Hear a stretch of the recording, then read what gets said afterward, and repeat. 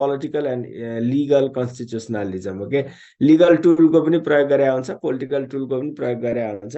अब उता आर्थिक र सामाजिक अवसरहरूमा चाहिँ समानता र सन्तुलन, प्रतिस्पर्धाको सुरक्षा, स्वेच्छाचारिता हुन नदिन, एकाधिकारवाद हुन नदिन, निश्चित व्यक्ति, समाज वा प्रथा परम्परा संस्कृतिले अरू सबलाई डोमिनेट गर्न निरङ्कुश प्रवृत्ति समाजमा हाबी हुन नदिन पनि गरे हुन्छ। तिनीहरू नै हो सोसल र इकोनोमिक।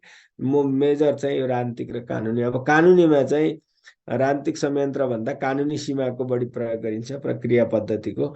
अब यहाँ यो एउटा मेजर उदाहरण चाहिँ नागरिकका हक हननमा कानुनी उपचार। अब इमिडिएटली अदालतले चाहिँ रिट आदेशहरू जारी गर्छ, हो त्यो उपचारात्मक भयो। कानुनी संविधानवादको चाहिँ कानुनी उपचार मार्फत त्यो अधिकारलाई सुनिश्चित गरियो, स्वेच्छाचारी हुन दिएन होइन। अब यसमा कानुनको शासन, स्वतन्त्र न्यायालय, न्यायिक पुनरावलोकन, मानवाधिकार, मौलिक हकको व्यवस्था, यो गर्नु चाहिँ कानुनी संविधानवाद भयो भने अलिकति आर्थिक र सामाजिक संविधानवादमा चाहिँ अब अर्थतन्त्र अहिले त हामी लिबरल बजारमुखी अर्थतन्त्र डेमोक्रेटिक सिस्टममा अवलम्बन गर्छौँ।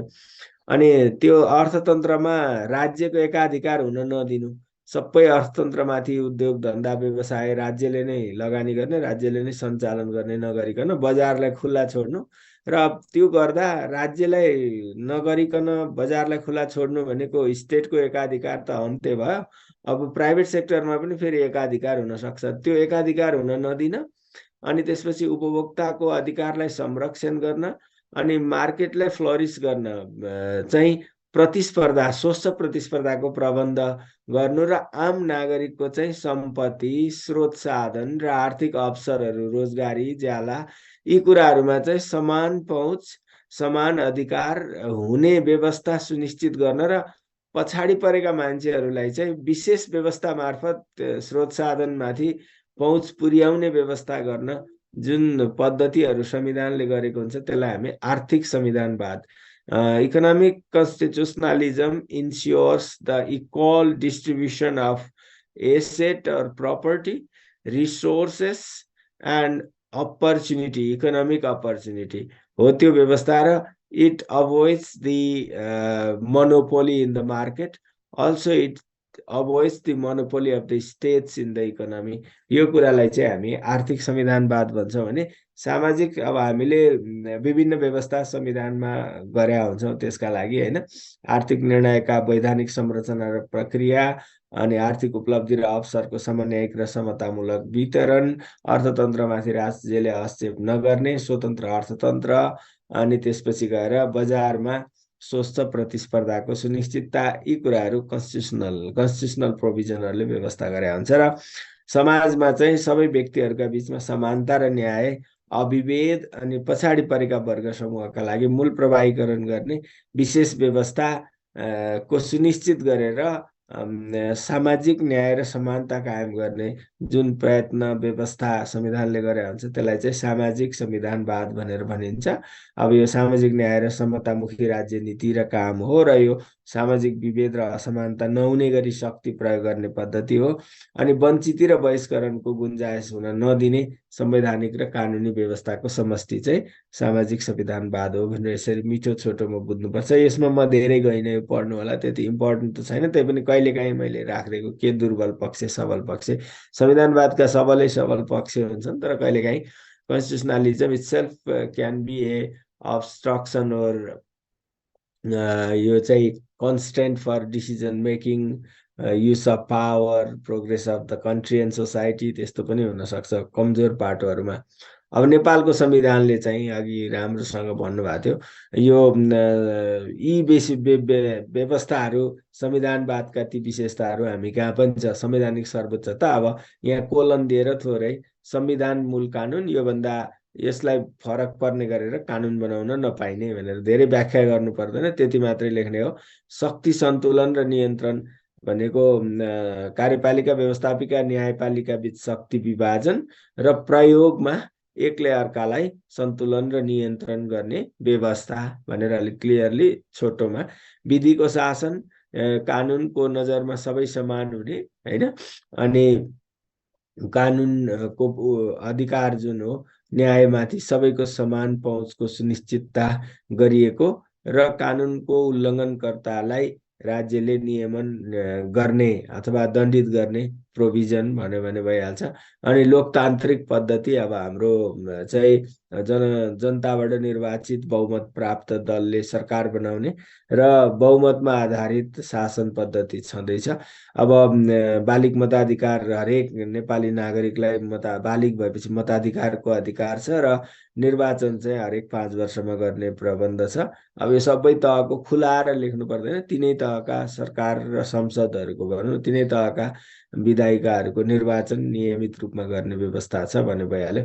स्वतन्त्र न्यायपालिका भनेपछि हामी कहाँ चाहिँ इन्डिपेन्डेन्ट जुडिसियरीको व्यवस्था गरिएको छ र जुडिसियरीले चाहिँ कार्यपालिकाको काम कारबाहीमा र विधायिकाले बनाएको ऐनहरू चाहिँ संविधानको कसीमा जज गरेर अथवा मूल्याङ्कन गरेर बदर घोषित गर्ने अधिकार न्यायपालिकामा छ। अनि मानवाधिकार र उसको फैसला सबैले, अदालतको फैसला सबैले मान्नुपर्ने व्यवस्था छ। अनि संविधानले मानवाधिकार को संरक्षण गरेको छ र राष्ट्रिय मानवाधिकार आयोगको व्यवस्था गरेको छ। विभिन्न 31वटा मौलिक हकहरूको व्यवस्था छ। व्यक्तिगत स्वतन्त्रताको रक्षा, स्वतन्त्रताको हकलाई मौलिक हकका रूपमा सुनिश्चित गरेर गरिएको छ। न्यायिक पुनरावलोकनको व्यवस्था छ। सरकार चाहिँ तिनै तहमा विधायिका प्रति जवाफदेही हुनुपर्ने र विधायिका जनताप्रति जवाफदेही हुने व्यवस्थाले उत्तरदायी सरकारको सुनिश्चितता गरिएको छ। र सिभिक कन्ट्रोल अन मिलिटरी, सेनामाथि, सैन्य शक्तिमाथि चाहिँ नागरिक नियन्त्रणको प्रबन्ध गरिएको छ। यो राष्ट्रिय सुरक्षा परिषदको निर्देशनमा मात्रै यो चाहिँ सेना परिचालित हुन्छ। त्यो भनेको सिभिलियन बडी भयो होइन। स्वतन्त्र अनि सुरक्षाको परिचालन चाहिँ एकीकृत रूपमा अब जिल्लाहरूमा हेऱ्यो भने प्रमुख जिल्ला अधिकारी त्यो सिभिलियनको निर्देशन समन्वयमा चाहिँ परिचालन हुन्छ र स्वतन्त्र संवैधानिक निकायहरूको समेत व्यवस्था गरिएको छ भनेर यसरी यी चाहिँ नेपालको संविधानले गरेका कुराहरू भए। अब संविधानवाद कार्यान्वयन गर्नमा के समस्या छन् नेपालमा, विधिको शासनका पनि यिनै हुन् समस्याहरू के छन् भन्यो भने चाहिँ अब हाम्रो चाहिँ 3टा अङ्ग बिचमा अलिकति द्वन्द्वात्मक सम्बन्ध छ है, एन्टागोनिस्टिक अर कन्फ्लिक्टिङ रिलेसन पाउँछौँ। अनि सेपरेसन अफ पावर अनि चेक एन्ड ब्यालेन्सको मान्यता भन्दा केही फरक अभ्यासहरू गरेका छौँ। जस्तो संसद विघटन प्रधानमन्त्रीले गर्न नपाउने, अनि प्रधानमन्त्री विरुद्ध 2 वर्षसम्म अविश्वासको प्रस्ताव ल्याउन नपाउने, चाहिँ चेक एन्ड ब्यालेन्स विरुद्धका विपरीतका चरित्र हुन्। अनि न्यायमाथि सबैको पहुँच भनेर संविधानले त भनेको छ, व्यवहारमा यो पहुँच पुर्याउन सकिएको छैन। न्याय प्रणालीमा एकदमै ढिलासुस्ती जस्तो देखिएको छ। मुद्दाहरू हजारौँको लाखौँको सङ्ख्यामा फैसला हुन बाँकी छन् अनि कमजोर वर्ग सहजै न्यायालय पुग्दैन। यो समस्या छ। कमजोर विधिको शासन र बढ्दो दण्डहीनता, रुल अफ ल र इम्प्युनिटी चाहिँ, रुल अफ ल कमजोर छ, इम्प्युनिटी बढिराखेको अवस्था छ। स्वाभाविकीय अधिकार चाहिँ एकदम कम हुनुपर्ने हो, खास गरी अर्धन्यायिक निकायहरू वा इभन न्यायिक निकाय अदालतले न्यायाधीशले फैसला गर्दाखेरि पनि त्यहाँ विवेकको स्पेस धेरै राखेको छ कानुनहरूले होइन। 2 वर्षदेखि 7 वर्षसम्म वा चाहिँ 5,000देखि 1 लाखसम्म वा चाहिँ 3 लाखदेखि यो चाहिँ 10 लाखसम्म भनेको यो के हो त भन्दा त्यो बिचमा कति फैसला गर्ने भन्ने चाहिँ न्यायाधीशले विवेक प्रयोग गर्छ। त्यो गर्दाखेरि डिस्क्रिसनरी पावर भयो। त्यो चाहिँ त्यो हामी कहाँ अभ्यास छ। निर्वाचन आयोगको पूर्ण स्वतन्त्रता र निर्वाचनको स्वच्छतामा प्रश्न छ। निर्वाचन आयोगको पूर्ण स्वतन्त्रता भनेको चाहिँ खास गरी निर्वाचनको मिति निर्धारण गर्ने लगायतको अधिकार निर्वाचन आयोगलाई छैन। मौलिक हक छन् तर कार्यान्वयन कमजोर छ। हेर्नुहोस्, त्यहाँ भएका हक सबै कार्यान्वयनै भएका छैनन्। जवाफदेहिता र उत्तरदायित्वको संयन्त्रहरू छन् तर यथार्थमा चाहिँ त्यो कमजोर छ कार्यान्वयन चाहिँ। नियामक निकायले नै कानुन उल्लङ्घन गरेका थुप्रै घटनाहरू भेटिन्छ। व्यक्तिगत स्वतन्त्रता र मानवाधिकार संरक्षणमा सरकार, सरकारी निकाय, अधिकारीहरू गम्भीर भएको हामीले देख्दैनौँ होइन। यी खालका समस्याहरू छन्। अब सुधार के गर्नुपर्छ भन्ने कुरा भयो। अब अघि संवैधानिक विकासक्रम 2जना साथीहरूले लेख्नु भएको थियो। त्यसमा चाहिँ के लेख्ने त भन्दा ठ्याक्कै यहाँ लेखिदिएको कुरा यही लेखे हुन्छ। सबै टाइटल दिएर अन्डरलाइन गरेर तल पनि गर्नु पर्दैन। एउटा संविधानको एउटा प्याराग्राफ 2 लाइनको लेख्यो भने नाम जहाँ आउँछ त्यही नामलाई अन्डरलाइन गरिदिए हुन्छ। अब विकासक्रम चाहिँ 7 दशक लामो संवैधानिक इतिहास छ हाम्रो। अनि यो यसमा चाहिँ 7वटै संविधान कार्यान्वयनमा आएका छन्। नेपालको पहिलो संविधान मानिने यो पद्म शमशेरले राणा शासन जोगाउन जारी गरेको नेपाल सरकार वैधानिक कानुन 2004। अब यसको खास लेख्दाखेरि चाहिँ यो कुन प्रक्रियाबाट बन्यो, यसका विषयवस्तुहरू कतिको लोकतान्त्रिक थिए, जनमुखी थिए, र त्यसपछि कुन सन्दर्भमा जारी भएको थियो भन्ने 3टा एङ्गलबाट हेर्नुपर्छ। यो चाहिँ प्रोसेस, कन्टेन्ट एन्ड कन्टेक्स्ट भन्छ के पिसिसी। प्रोसेस कसरी जारी भयो, कन्टेन्ट के थियो त्यसमा, कन्टेक्स्ट कुन सन्दर्भमा जारी भएको थियो के। त्यसैले गर्दा यो 3टामा पनि खास गरी तपाईँले प्रोसेस र कन्टेन्ट हेर्नु पर्यो। हरेक संविधानको कुन विधिबाट जारी भयो, जनताको सहभागितामा जारी भयो भने त्यो राम्रो मान्नु पर्यो, होइन होइन शासकले आफै घोषणा गर्यो भने त्यो राम्रो भएन। त्यसपछि गएर कन्टेन्ट लोकतान्त्रिक डेमोक्रेटिक कन्टेन्टहरू छ, नागरिकको अधिकारको सुनिश्चित गरिया छ भने त्यो राम्रो मान्नु पर्यो। होइन शक्ति केन्द्रित गर्ने खालको निरङ्कुश छ भने त्यसलाई राम्रो मान्नु भएन। अब यो 2004 चाहिँ संविधानवाद र लोकतन्त्रको दृष्टिले पनि संविधान जस्तो नै थिएन, प्रक्रियाका हिसाबले पनि राणाले जारी गरेको, शासकले जारी गरेको भएकोले यो संविधान एकदम कमसल थियो। सन्दर्भ, विषयवस्तु, निर्माण प्रक्रिया सबैका हिसाबले भलै यो कार्यान्वयनमा पनि आएन। अब प्रजातन्त्र स्थापना भएपछि विधान सभाबाट यो संविधान बनाउने उद्देश्यसहित नेपालको अन्तरिम शासन विधान 2007 जारी भयो। अनि पछि त्यो बिचमा चाहिँ विधान सभा नभएपछि नेपाल अधिराज्यको संविधान 2015 जारी भए। यी दुईटै संविधानलाई एकै ठाउँमा राखे हुन्छ। यिनीहरू चाहिँ आधारभूत लोकतान्त्रिक मूल्यहरू बोकेका संविधान थिए। त्यसैले यो विषयवस्तुका हिसाबले चाहिँ 7 र 15 दुईटै ठिकै थिए, राम्रै थिए, तिनीहरूलाई नराम्रो भन्नुपर्ने छैन, कमजोरी त थिए। तर पनि ती दुईटैले राजालाई विशेष अधिकार दिएका थिए र त्यसैको दुरुपयोग भएर 2017मा राजाबाट चाहिँ प्रजातन्त्रको हत्या भएर निर्दलीय व्यवस्था लागू भयो। अब यसमा त्यही भएर कन्टेन्ट बेटर, प्रोसेस शासकले घोषित गरेको, र अनि अधिकार विकनेस चाहिँ राजालाई विशेष अधिकार दिँदा त्यसको दुरुपयोग भयो भनेर यसरी दुईटालाई लेख्ने हो। अनि यो 2019 साल चाहिँ खास गरी को संविधान, नेपालको संविधान 2019 चाहिँ राजनीतिक दलमाथि प्रतिबन्ध लगाए, त्यसले नागरिक स्वतन्त्रता र अधिकारमा अङ्कुश लगाएर एकल राष्ट्रिय सामाजिक सांस्कृतिक पहिचान विकासमा जोड दियो। अनि त्यही भएर यो चाहिँ कन्टेन्टका हिसाबले कमजोर संविधान थियो र पहिलो जनआन्दोलनबाट त्यसलाई चाहिँ प्रतिस्थापन गर्दै यो नेपाल अधिराज्यको संविधान 2047 जारी हुने काम भयो। अब लोकतन्त्र र संविधानवादका दृष्टिकोणले चाहिँ 2047लाई हामी समृद्ध संविधान मान्छौँ। यसरी भन्ने विश्वको उत्कृष्ट भन्नै हुँदैन है। अनि तर पनि त्यसमा केही आधारभूत विषयहरू असंशोधनीय बनाइएको थियो, यहाँ लेख्नु परेन। त्यो आधारभूत भनेको संवैधानिक राजतन्त्र, बहुदलीय प्रतिस्पर्धा, होइन, हिन्दू अधिराज्य जस्ता आधारभूत विषयलाई चाहिँ असंशोधनीय बनाइएको र त्यत्रो जनआन्दोलनबाट जारी भएको भए पनि समावेशितालाई नहटाइएको, समावेशीकरणलाई संविधानले सम्बोधन नगरेको कारण चाहिँ फेरि जनआन्दोलन भएर दोस्रो जनआन्दोलनले यो संविधानलाई प्रतिस्थापन गर्दै अन्तरिम संविधान 2063 ल्याउन सफल भयो।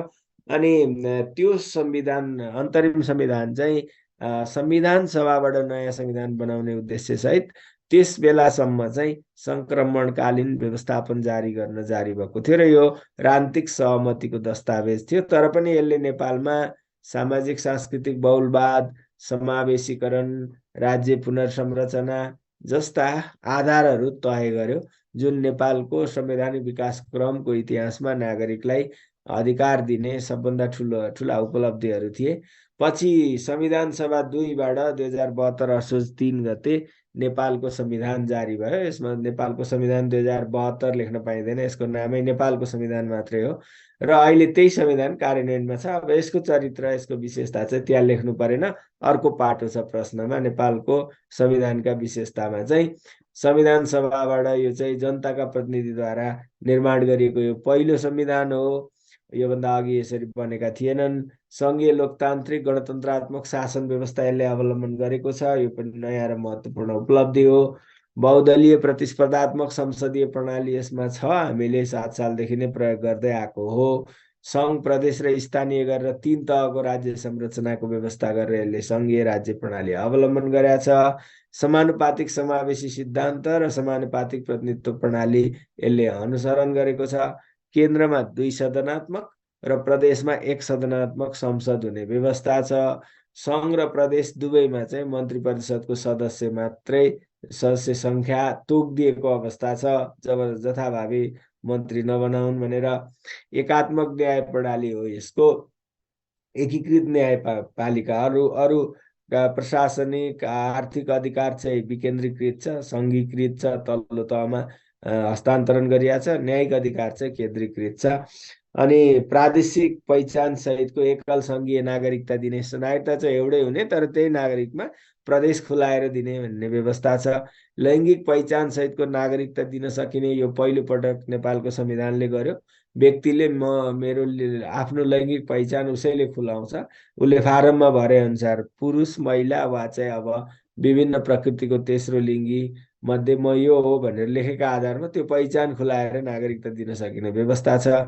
आमाको होस् वा बाबुको नामबाट वंशजको नागरिकता दिन पाउने भनेको छ। अब नागरिकता ऐनमा यसमा धेरै विवाद भयो होइन। अब यो आमाले आफ्नो सन्तानलाई आफैले टाइटल दिएर बाउ नभए पनि नागरिकता दिन पाउने वंशजको नागरिकता भन्ने व्यवस्था यो संविधानले गर्यो। यो पनि पहिलो व्यवस्था हो, उपलब्धि हो नेपाली नागरिकले पाएको यो महिलाहरूको हकका सन्दर्भमा। अनि धर्मनिरपेक्षता र बहुभाषिक तथा बहुसांस्कृतिक नीति संविधानले लिएको छ। त्यस्तै नागरिकका मौलिक हकमा विस्तार गरिएको छ, थपिएको छ, र कर्तव्य पनि तोकिएको छ यो संविधानमा। हकको मात्रै कुरा छैन। र जनमत सङ्ग्रह, रेफरेन्डम चाहिँ यसको एउटा युनिक क्यारेक्टरिस्टिक्स हो। सो यति विशेषताहरू लेखे पुग्छ। अब नेपालको संविधानमा केही कमजोरीहरू पनि छन्, तपाईँले पढ्नुभयो भने धेरै दुविधाहरू छन्, एउटाको एकभन्दा बढी अर्थ लाग्ने छन्। एक ठाउँमा एउटा छ, त्यसलाई काट्ने गरेर अर्को धारामा वा उपधारामा व्यवस्था छ, विरोधाभासहरू पनि छन् यस्ता। अनि राजनीतिक संरचना स्पष्टै तोकेको छ संविधानले, तर प्रशासनिक संरचना चाहिँ 3 तहमा कस्तो कस्तो हुने भन्ने चाहिँ अलिकति स्पष्ट छैन, अस्पष्टता छ। त्यही भएर पनि हामी प्रशासनिक पुनर्संरचना अहिलेसम्म पनि टुङ्ग्याउन सकेका छैनौँ। संसदीय प्रणाली र शक्ति सन्तुलन नियन्त्रण भनेका छौँ, तर फरक व्यवस्थाहरू गरेका छौँ, अघि नै उदाहरण दिएँ। अनि त्यसले गर्दा झन् अप्ठ्यारो परेको अवस्था छ। विरोधाभासपूर्ण आर्थिक नीति छ। हामीले स्वतन्त्र, आत्मनिर्भर र समाजवाद उन्मुख अर्थव्यवस्था भनेका छौँ। समाजवाद उन्मुख र स्वतन्त्र परस्परमा विरोधी हो। अब आत्मनिर्भर पनि भन्ने कि नभन्ने, आजको युगमा इन्टिग्रेटेड छौँ हामी ग्लोबल इकोनोमीमा, हामी आत्मनिर्भर हुन्छौँ भन्ने कुरा चाहिँ अलिकति त्यति अपेक्षित होइन अहिलेको जमानामा। अब क्षमताभन्दा बढी मौलिक हकहरू छन् भने हामीले यी सबै हक चाहिँ कार्यान्वयन गर्न त राज्यको क्षमता छ त। जस्तो आवासको हक, घर नहुनेहरूलाई सबैलाई घर सरकारले दिनु पर्यो होला। रोजगारीको हक, बेरोजगार हुनेहरूलाई रोजगार भत्ता अथवा बेरोजगार भत्ता, यो इम्प्लोइमेन्ट बेनिफिट भन्छ, अरू देशहरूले दिएका छन् विकसित मुलुकहरूले, त्यो दिन सक्छ कि सक्दैन सरकारले होइन।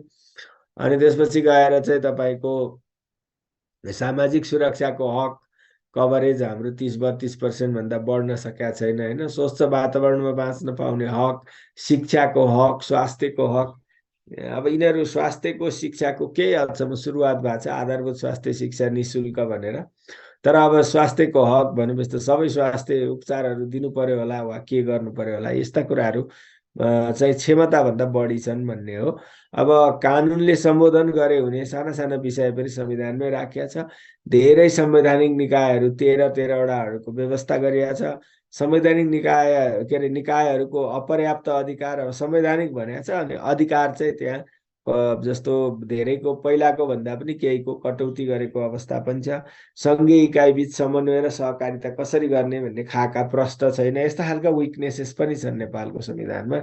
अब यो कार्यान्वयन गर्न थुप्रै चुनौती छन्। अहिले हाम्रो वास्तवमा डेमोक्रेटिक कल्चरको विकासै भएको छैन। जति कुरा गरे पनि संविधानमा लोकतन्त्र लेखे पनि पार्टीहरू डेमोक्रेटिक छैनन्। यो अलायन्स गर्नु नै डेमोक्रेसी होइन। एक्लै एक्लै चुनावमा जानु पर्यो, चुनावमै अलायन्स गरेर जानु त यो त एक मोनोपोली हो नि त, केही दलहरूले सिन्डिकेट भयो, यो बजारमा भएलाई सिन्डिकेट भन्छ होइन। यस्तो गर्न पाइएन, एक्लै चुनाव लड्नु पर्यो, अनि चुनाव लडेर आएको मत परिणामका आधारमा चाहिँ अब अलायन्स गर्न पाइयो कि। अनि त्यसैले त्यो लोकतान्त्रिक संस्कार होइन। त्यसपछि केन्द्रले प्रदेशमा हस्तक्षेप, स्थानीय तहमा हस्तक्षेप, प्रदेशको टिकट केन्द्रले बाँड्ने, उम्मेदवारीको स्थानीय तहको मेयरहरूको केन्द्रले बाँड्ने, यो सबै लोकतान्त्रिक होइन। लोकल कमिटी, पार्टीको कमिटीले टिकट दिनु पर्यो, अनि प्रादेशिक कमिटीले दिनु पर्यो, जिल्लाको कमिटीले दिनु पर्यो, स्वतन्त्र छोड दिनु पर्यो उनीहरूलाई काम गर्न। अनि पार्टीहरू एकदमै अलोकतान्त्रिक छन्, नेताले जे भन्यो त्यही नै अरू सबैले गर्नुपर्ने। अनि हेर्नु, लोकतन्त्र हो भने त एउटै नेता सधैँभरि अध्यक्ष, सधैँभरि महासचिव के हो, त्यो पार्टीको हेड। तपाईँ जन्मेदेखि अहिलेसम्म मान्छे चेन्जै भएको छैन, कसरी लोकतान्त्रिक छ र? एक अवधि वा दुई अवधि, दुई कार्यकाल भन्दा बढी बस्न पाइएन नि नेतृत्वमा, अर्कोलाई दिनु पर्यो होइन, यो नै छैन। त्यसैले जब दलहरूमा लोकतान्त्रिक संस्कार छैन भने उनीहरू सरकारमा गएपछि सरकार लोकतान्त्रिक कसरी हुन्छ र? त्यही सोच, त्यही मेन्टालिटीले काम गर्ने हो। प्रशासनिक पुनर्संरचना र व्यवहार तथा मूल्यमा सुधार गर्न सकिया छैन। यो कसरी गर्ने चुनौती छ। आवश्यक स्रोतको सिर्जना र विस्तार, संघीयता भनेका छौँ, अधिकार भनेका छौँ, विकेन्द्रीकरण भनेका छौँ, त्यसले बढी स्रोतको अपेक्षा गर्छ। तर रेभिन्यू हेर्नु हो भने घटै छ। कर लगाउने क्षेत्रहरू सङ्कुचित हुँदैछन्, उत्पादन, यो व्यापार, यो सबै घट्दो छ। त्यसैले गर्दा यो चुनौती छ, कसरी सिर्जना गर्ने, स्रोतको र विस्तार गर्ने। नयाँ संस्थालाई कसरी सबल मजबुत बनाउने चुनौती छ। प्रदेश र स्थानीय तहको क्षमता, काम सबै उनीहरूको छ, तर उनीहरूको क्षमता कमजोर छ, कसरी बढाउने त्यो चुनौती छ। प्रदेश र स्थानीय तहमा आवश्यक कानुन निर्माण र सामञ्जस्यता, उनीहरू सञ्चालनलाई चाहिने सबै कानुनहरू बन्न सकेका छैनन्। अनि ती कानुन सङ्घीय कानुनसँग सामञ्जस्य हुने गरी बनाएका छन् कि छैनन्, कसले हेरिदिने हो, यो चुनौती छ। राजनीतिक दलहरू बिच चाहिँ न्यूनतम विषयमा राष्ट्रिय सहमति छैन। आफू खुसी बोलिराखेका हुन्छन्, आफू खुसी नीति बदलिराखेका हुन्छन्। त्यो भयो भनेदेखि संविधानको मर्म कार्यान्वयन गर्न कठिन हुन्छ। अब अघि मैले माथि भने जस्तो अस्पष्टता र विरोधाभासहरूलाई क्रमशः व्याख्या गरेर अनि त्यसपछि संशोधन गरेर स्पष्ट गर्दै जानुपर्ने हो। त्यो सहज छैन। संविधान संशोधन भन्ने बित्तिकै अनगिन्ती विषयहरू आउने भएर हामीले त्यो प्यान्डोरामा बक्स खोलेकै छैन। तीन तहको अधिकारको विस्तृतीकरण र हस्तान्तरण पनि भएको छैन राम्रोसँग। अन्तर्तह र अन्तर एकाइ समन्वयका संयन्त्रहरू केही छन्, तर तिनको प्रभावकारी प्रयोग भएको हामीले पाउँदैनौँ। यस्ता खालका चुनौतीहरू छन् होइन। अब यो तीनटा अङ्ग, कार्यपालिका, व्यवस्थापिका र न्यायपालिका चाहिँ खास गरी अघि हामीले संविधानवादमा पनि भन्यौँ, राज्य शक्ति तीन किसिमको हुन्छ। एउटा कानुन बनाउने, निर्माण गर्ने विधायकी, अर्को कानुनको कार्यान्वयन गर्ने कार्यकारी, र अर्को चाहिँ कानुनको व्याख्या गर्ने न्यायिक। यी तीनटा शक्ति एउटै अङ्गले प्रयोग गर्यो भने त्यो अङ्ग निरङ्कुश हुन्छ भनेर तीनटा फरक फरक अङ्गमा बाँड्ने अनि प्रयोग गर्दाखेरि चाहिँ सन्तुलित र नियन्त्रित रूपमा गर्नुपर्छ भन्ने मान्यताहरू विकास भएका छन्। अब विधिको शासनका लागि चाहिँ यसरी तीनटा अङ्गका बीचमा परस्परमा प्रतिस्पर्धा र प्रतिद्वन्दिता भन्दा पनि कार्यगत रूपमा चाहिँ सहयोग, समन्वय र अन्तर सम्बन्ध हुनु जरुरी हुन्छ। अनि खास गरी कार्यपालिका भनेको चाहिँ कार्यकारी शक्तिको प्रयोग गर्ने अथवा यो ऐन कानुन नियम योजनालाई कार्यान्वयन गर्न, निर्णय गर्ने र कार्यान्वयन गर्ने, त्यसका लागि शक्ति र स्रोतको प्रयोग गर्ने अङ्गलाई चाहिँ हामी कार्यकारी अङ्ग भनेर भन्छौँ। अब यसले मूलतः संसदले बनाएको कानुनलाई कार्यान्वयन गर्ने व्यवस्था गर्छ र कार्यपालिकालाई हामी सरकार पनि भन्छौँ। अनि हामीले संसदीय प्रणाली अवलम्बन गरेको भएर त्यस्तो सरकार चाहिँ संसदबाट बन्छ र उसमा चाहिँ कार्यकारी अधिकार निहित हुने व्यवस्था हुन्छ। अब संविधानमा हेऱ्यो भने नेपालको शासकीय स्वरूप चाहिँ संसदीय हुने भनेर धारा 74ले पटक पटक आइसकेको छ र कार्यकारिणी अधिकार मन्त्री परिषदमा रहने भनेको छ। अनि मन्त्री परिषद गठनको मात्रै क्वेसन धेरैचोटि आएको छ, हेर्नुहोस्, यसरी छोट्याएर लेख्न सक्नुहुन्छ। अब संसदबाट सरकार बन्ने व्यवस्था धारा 76मा छ। यसले चाहिँ प्रतिनिधि सभामा बहुमत प्राप्त संसदीय दलको नेता, कसैले बहुमत ल्यायो भने, वा त्यो भएन भने, कसैको पनि बहुमत आएन भने, दुई वा दुईभन्दा बढी दलको समर्थनमा बहुमत पुर्याउने सदस्य, त्यसमा संसदीय दलको नेता, वा त्यो चाहिँदैन, संसद दलको नेता चाहिँदैन, जो कोही सदस्य भए हुन्छ। वा त्यो पनि दुई वा दुईभन्दा बढी दलले बहुमत पुर्याउन सकेनन्, समर्थन जुटाउन सकेनन्, वा सकेर पनि विश्वासको मत 30 दिनभित्र ल्याउन सकेनन् भने चाहिँ प्रतिनिधि सभामा ठुलो दलको संसद दलको नेतालाई वा उसले पनि 30 दिनभित्र विश्वासको मत ल्याउन सकेन भने फेरि दोस्रो विकल्प अनुरूप नै प्रतिनिधि सभामा बहुमत पुरा गर्न सक्ने आधार प्रस्तुत गर्ने, हस्ताक्षर लिएर मान्छेको हस्ताक्षर लिएर जान सक्ने सदस्यलाई राष्ट्रपतिले प्रधानमन्त्री नियुक्त गर्ने व्यवस्था छ। र दोस्रो तेस्रो र चौथो विकल्पबाट नियुक्त भएको प्रधानमन्त्रीले चाहिँ 30 दिनभित्र विश्वासको मत लिनुपर्छ। अनि लिएन भने चाहिँ अब प्रधानमन्त्रीले संसद विघटन गरेर 6 महिनाभित्र निर्वाचन गराउनु पर्ने हुन्छ। अब राष्ट्रपतिले चाहिँ सरकार गठन गर्दाखेरि सङ्घीय संसदका सदस्य मध्येबाट समानुपातिक समावेशी सिद्धान्तका आधारमा मन्त्री परिषदको सिफारिसमा चाहिँ सरकार गठन गर्नुपर्छ मन्त्री परिषद भनेको छ।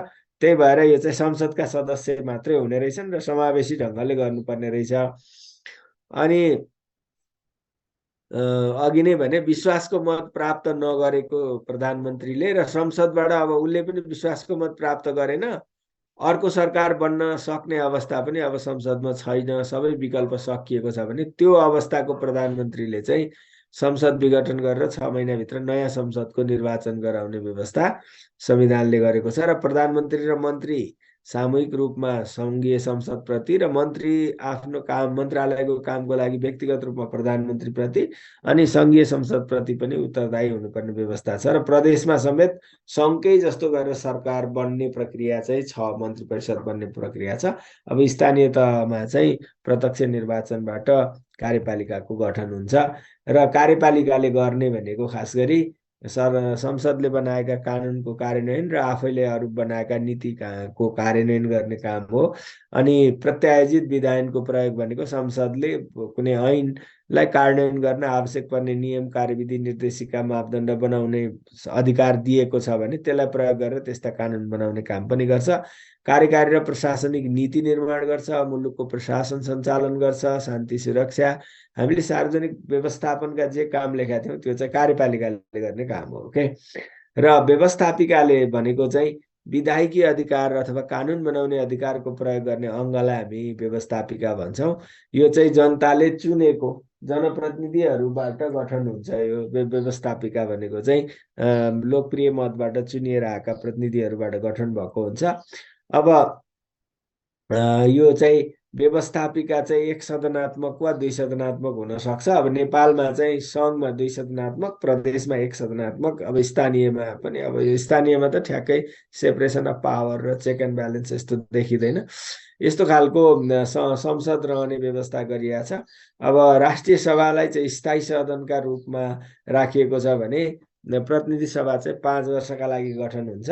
अनि प्रदेश र स्थानीय तहमा पनि 1 सदनात्मक व्यवस्थापिकाहरू क्रमशः प्रदेश सभा र गाउँ सभा तथा नगर सभा रहने व्यवस्था हामीले गरेका छौँ।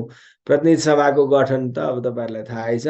प्रतिनिधि सभा चाहिँ यो के अरे 165 निर्वाचन क्षेत्रबाट प्रत्येक निर्वाचन क्षेत्रबाट एकजना चाहिँ निर्वाचित हुने गरी गठन हुन्छ र यसमा त्यो मध्ये 60% यानि कि 110 सिटमा चाहिँ पहिलो हुने निर्वाचित हुने निर्वाचन प्रणालीबाट र अनि 165मा 165मा पहिलो हुने निर्वाचित हुनेबाट र 110मा चाहिँ समानुपातिक 40% गरेर जम्मा 275को प्रतिनिधि सभा हुन्छ। यसरी गठन हुन्छ र त्यही प्रतिनिधि सभाबाटै चाहिँ जसरी निर्वाचित भएका सदस्यहरूले आफू मध्येबाट एकजना सभामुख र एकजना उपसभामुख चाहिँ निर्वाचन गर्छन्। अनि प्रतिनिधि सभाको सभामुख र उपसभामुख मध्ये एकजना चाहिँ महिला हुनै पर्ने व्यवस्था छ र फरक दलको प्रतिनिधि हुनुपर्ने पनि व्यवस्था गरिएको छ। अब राष्ट्रिय सभा चाहिँ स्थायी सभा हो र यो समावेशी प्रदेशगत समावेशिता गर्ने कोसिस गरिएको छ। 8वटै प्रदेशबाट के 7वटै प्रदेशबाट 8-8 जनाका दरले 56 जना अनि 3 जना चाहिँ यो मन्त्री परिषदको सिफारिस नेपाल सरकारको सिफारिसमा राष्ट्रपतिले मनोनित गर्ने व्यवस्था छ।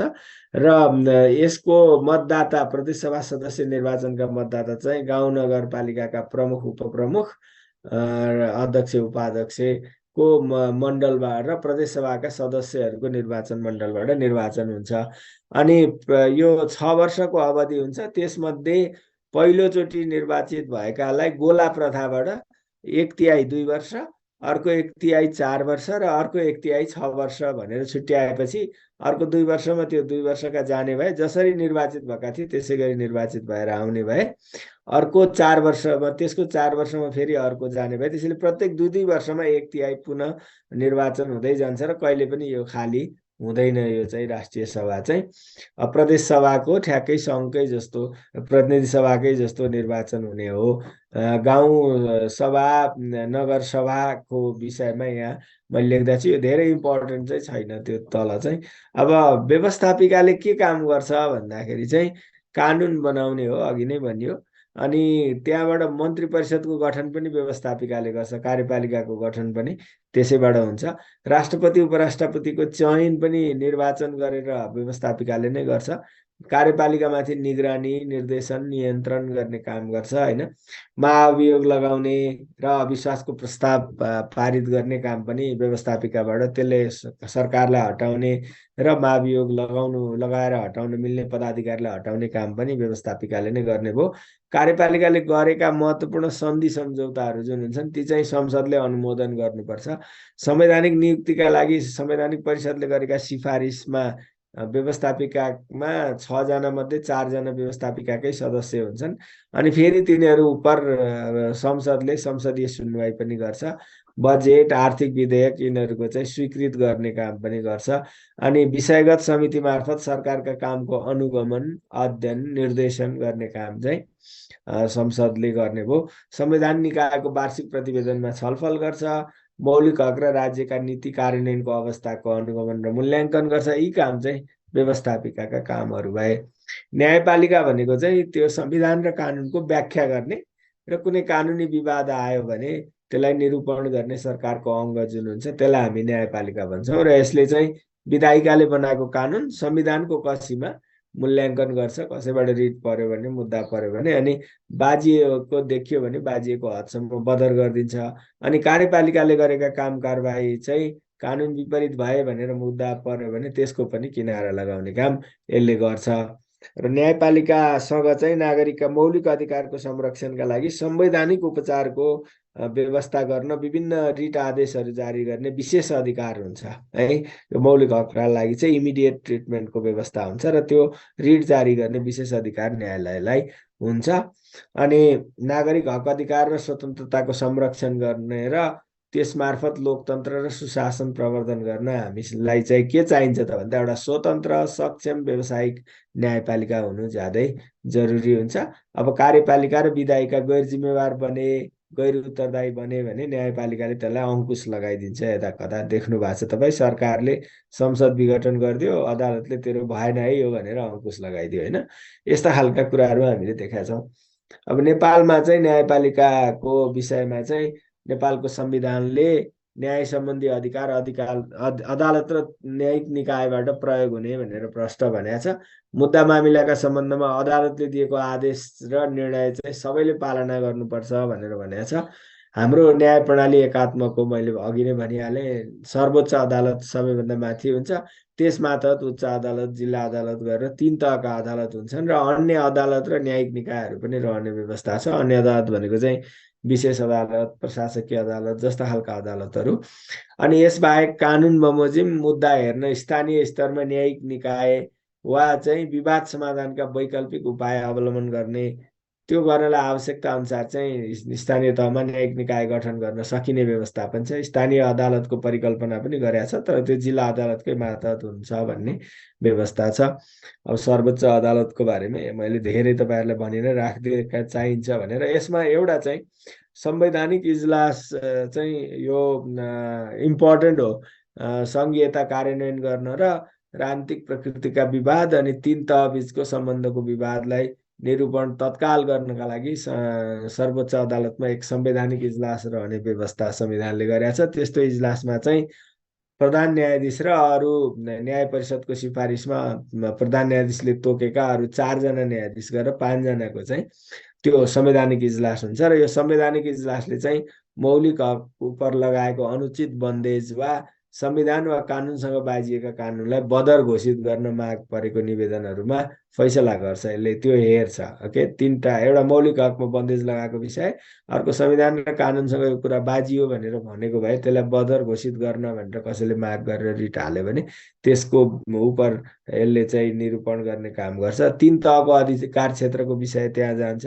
सङ्घीय संसद र प्रदेश सभा सदस्यको निर्वाचन सम्बन्धी विवाद छ भने त्यो संवैधानिक इजलासले हेर्छ, र सङ्घीय संसदका सदस्य र प्रदेश सभाका सदस्यको अयोग्यताको विषयको मुद्दा पर्यो भने यसको सुरु कारबाही र किनारा गर्ने काम यही संवैधानिक इजलासबाट हुन्छ। यो चाहिँ ख्याल गर्नु होला, कहिलेकाहीँ आउँछ। अब त्यसपछि उच्च अदालत छ, जिल्ला अदालत छ, होइन।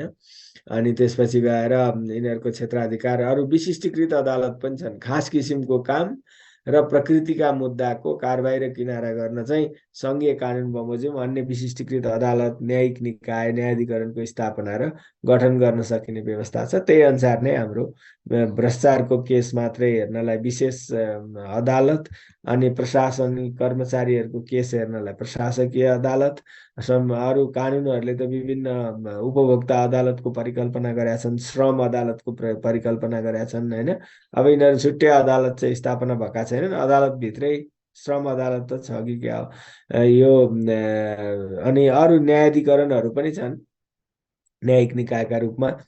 अब समग्रमा न्यायपालिकाको काम चाहिँ विधायिकाले बनाएको कानुनको संवैधानिक कसुरमा जज गर्ने हो, जाँच गर्ने, कानुनको व्याख्या गर्ने र कानुनी विवाद कुनै छ भने त्यसलाई निरूपण गर्ने काम न्यायालयले गर्छ।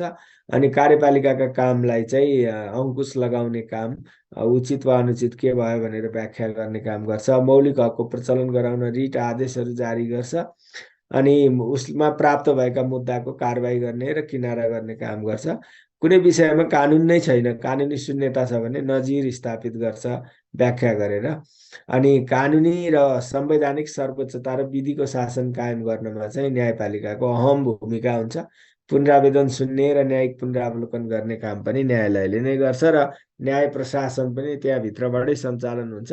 अनि नागरिकलाई समग्रमा न्याय प्रदान गर्ने काम भनेर यसरी न्यायालयका, न्यायपालिकाका कामहरू भए। अब यो तीनटा अङ्गबीच चाहिँ सम्बन्ध कस्तो हुनुपर्छ भन्ने विषय चाहिँ का सम्बन्धमा दुईटा थ्योरी छ। एउटा शक्ति पृथकीकरण, तीनटा अघि भनेका अधिकार, विधायिकी, कार्यकारी र न्यायिक अधिकार तीनटा अङ्गमा हुनुपर्छ। एकले अर्कालाई हस्तक्षेप गर्नुहुन्न, एउटै व्यक्ति एकभन्दा बढी अङ्गको सदस्य बन्नुहुन्न भन्ने मन्टेस्क्यूले व्याख्या गरेको यो सेपरेसन अफ पावर। तर यस्तो गर्ने हो भने फेरि तीनटै अङ्ग एक आफू आफ्नो क्षेत्राधिकारमा निरङ्कुश हुन सक्छन् र ती तीनटा अङ्ग बिचको कुनै सम्बन्ध नै नहुन सक्छ भन्ने भएर पछि चाहिँ फेरि के हो त भन्दाखेरि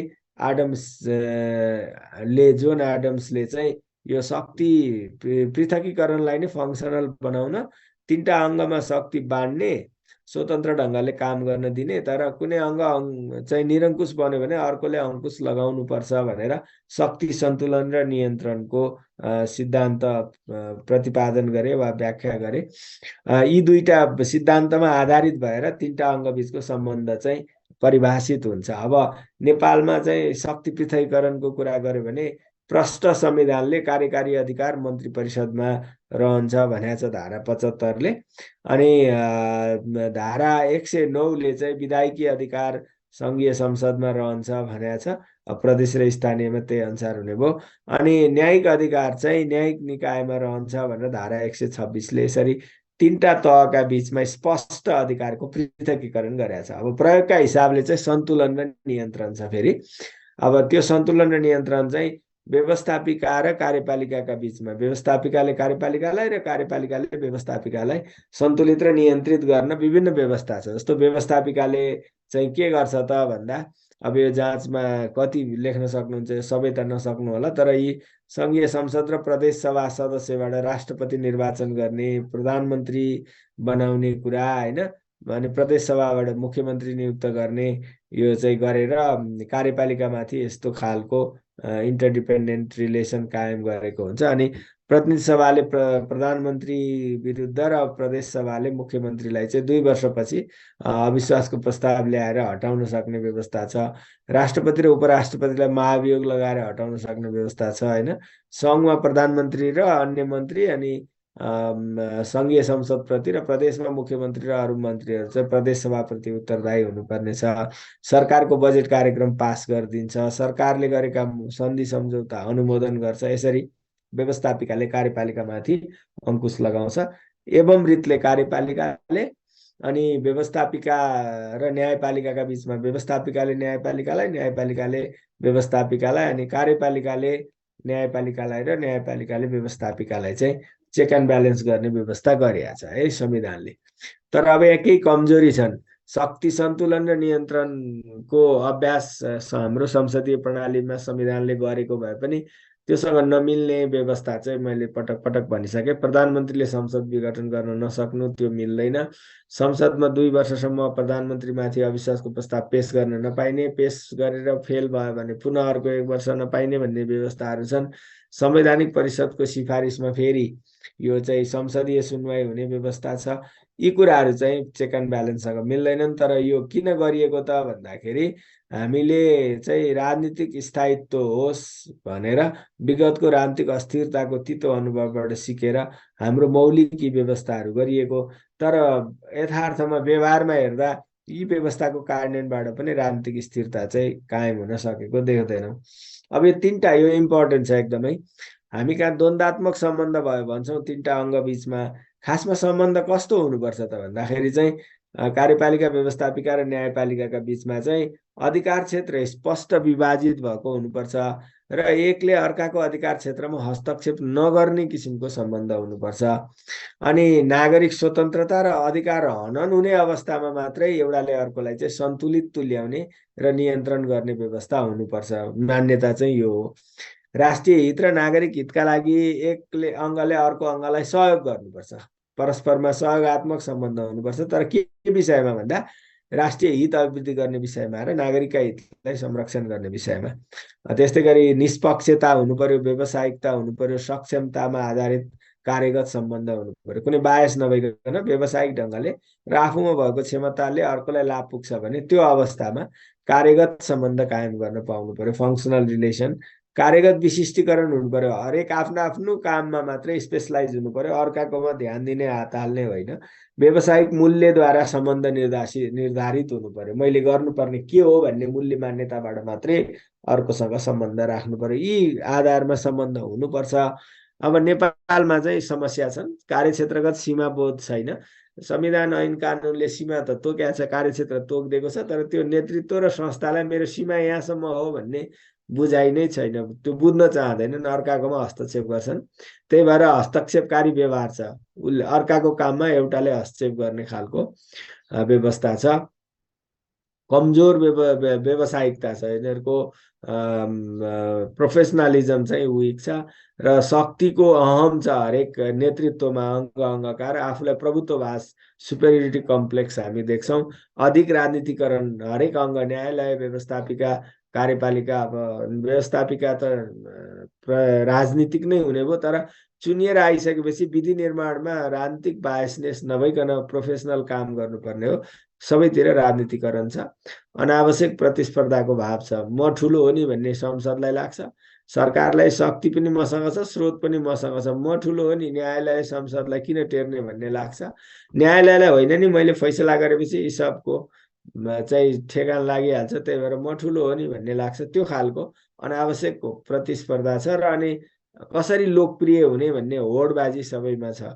न्यून नागरिक निगरानी र खबरदारी। नागरिक समाजले, नागरिकहरूले, आम पिपुलले चाहिँ फेरि यी 3टै अङ्गमा खबरदारी र निगरानी चाहिँ पर्याप्त गर्न सकेका छैनन्। यस्ता खालका कमजोरी छन्। अब सुधार गर्न के गर्नुपर्छ? यो 3टा स्लाइड एकदमै इम्पोर्टेन्ट थियो है, कतिको ख्याल गर्नुभयो। थोरै लेख्ने, जाँचमा सबैले लेख्न नसक्ने र युनिक, अनि अन्त सबैतिर नपाइने म्याटर हो यो चाहिँ। अनि अब के गर्नुपर्छ त 3 अङ्ग बिचको सम्बन्ध सुधार गर्न भन्दा 3नै अङ्गले आफ्नो कार्यक्षेत्रको सीमालाई बोध गर्नु जरुरी छ। सबभन्दा पहिला म कहाँसम्म जान हुने, कहाँसम्म जान नहुने। कुनै पनि अङ्गले अर्को अङ्गमाथि हस्तक्षेप नगर्ने, उनीहरूलाई स्वतन्त्र र स्वायत्त रूपमा काम गर्न छोडिदिनुपर्छ। सरकारका अङ्गहरू विशेषज्ञता र व्यावसायिकतामा आधारित हुनुपर्छ, राजनीतिक बायसनेसका आधारमा होइन। नेतृत्वमा चाहिँ देखिने जुन शक्तिको अहम र प्रभुत्ववास हो, यो चाहिँ त्याग गर्नु जरुरी छ। नेतृत्वमा सुधार गर्नु जरुरी छ। यो प्रभुत्ववास र शक्तिको अहमलाई हटाउनुपर्छ। निर्वाचन र नियुक्ति प्रक्रिया सम्पन्न भएपछि, निर्वाचन र नियुक्ति चाहिँ राजनीतिक प्रक्रियाबाट हुन्छ, जब त्यो सम्पन्न हुन्छ त्यसपछि तिनै तहका पदाधिकारी चाहिँ पूर्ण रूपमा तटस्थ र निष्पक्ष भएर काम गर्ने हुनुपर्छ, राजनीतिक हुनु हुँदैन। न्यायालयको नियुक्तिलाई राजनीतिक भागभण्डाबाट मुक्त गर्नुपर्छ र यो चाहिँ विज्ञताका आधारमा, योग्यताका आधारमा नियुक्ति हुने व्यवस्था गर्नुपर्छ। प्रतिस्पर्धा नभएर परस्परमा सहयोगको भावना राख्नु पर्यो, एकअर्कालाई सहयोगी भावना राख्नु पर्यो, ऊभन्दा म के कम भन्ने कम्पिटिटिभ भावना राख्नु भएन। अब नागरिकहरूले पनि फेरि दबाब, निगरानी, खबरदारी यसलाई चाहिँ सशक्त बनाउनु पर्यो। यस्तो आवश्यक छ, यी कुराहरूको आवश्यक छ तीन तह बीचको सम्बन्धलाई सुधार गर्न। यो एउटा पार्ट निकायको बारेमा सरसर्ती कुरा गर्छु मैले।